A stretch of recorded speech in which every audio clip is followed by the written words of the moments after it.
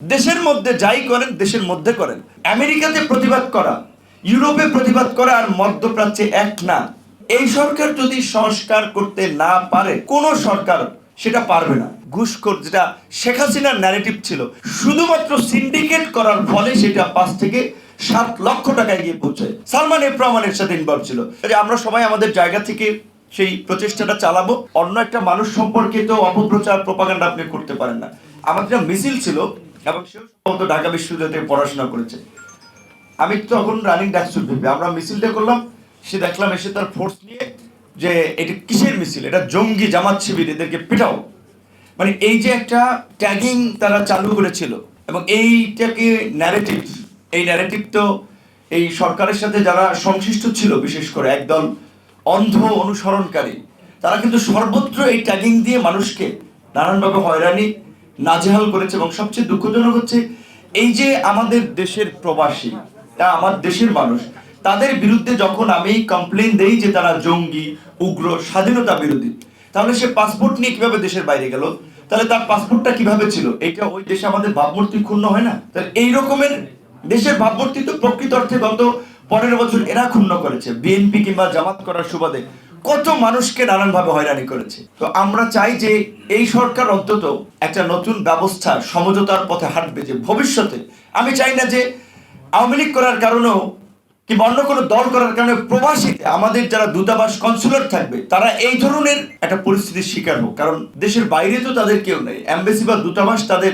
অভিভাবক, একমাত্র প্রতিষ্ঠান। তারা যদি তার নাগরিকদেরকে ওন না করে তাহলে তার যাওয়ার জায়গাটা কোথায়? এন্টি পার্টির লোক যারাই থাকে কি কুরুচিপূর্ণ ভাষায় স্লোগান দেয়, এটা উচিত না। দেশের প্রধানমন্ত্রী, রাষ্ট্রপতি কিংবা এবার আমাদের ডক্টর মোহাম্মদ ইউনূস গেল, তার এমন কোনো মানুষ আছে যে তাকে সম্মান করে না তার কর্মকাণ্ড, ব্যক্তিত্বের কারণে, তার গুণের কারণে আন্তর্জাতিক মহলে সম্মানিত? খুবই দুঃখজনক কিছু লোককে দেখলাম, পড়াশোনা, পারিবারিক লেভেল নিয়ে নিশ্চয়ই আমাদের সন্দেহ আছে যে কোনো ভদ্র পরিবারের সন্তানরা, যাদের ভালো শিক্ষা আছে, এই ধরনের মানুষকে ঘুষখোর, যেটা শেখ হাসিনার ন্যারেটিভ ছিল, এবং কি বাজে ভাষায় তারা কথা বলেছিল। তো আমি বলবো, প্রথমত বাংলাদেশি হিসেবে দেশের মধ্যে যাই করেন দেশের মধ্যে করেন, বাইরে সবাই বাংলাদেশি হিসেবে থাকেন দেশের প্রশ্নে, দেশের মর্যাদার প্রশ্নে। দ্বিতীয়ত, আজকের যে বিষয়টি আলোচনা হয়েছে, আমার কাছেও তাদের একটা প্রতিনিধি গিয়েছিল, আমি জানতে পারিনি। আমার কাছে বলেছিল 74 জন, এখন জানলাম 357 জন। আমরা জানি না তাহলে 57 জন মুক্তি পেয়েছে, নিশ্চয়ই সরকারকে ধন্যবাদ দিতে হয়। মধ্যপ্রাচ্যের আইন কানুন এত কঠোর রাজতন্ত্রের কারণে সেখানে 57 জনকে মুক্ত করেছে। এখন এখানে বাকিরা কেন জেলে রইল? তাহলে কি তথ্যের গ্যাপ ছিল?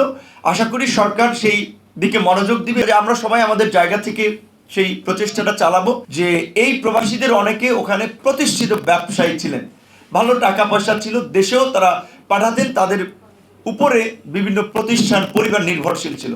এখন তারা শূন্য হাতে ফিরে এসেছেন। সুতরাং আমরা যদি এই আন্দোলনের অংশগ্রহণকারীদেরকে দ্বিতীয় মুক্তি সংগ্রামের লড়াকু যোদ্ধা হিসেবে স্বীকৃতি দেই, তাহলে এখন যারা বেঁচে আছে তাদেরকেও তো আমাদের আমলে নেওয়া দরকার। এই মানুষগুলো যে ক্ষতিগ্রস্ত হয়েছে, জেনে শুনে বিষ পান। আমেরিকাতে প্রতিবাদ করা, ইউরোপে প্রতিবাদ করা আর মধ্যপ্রাচ্যে এক না।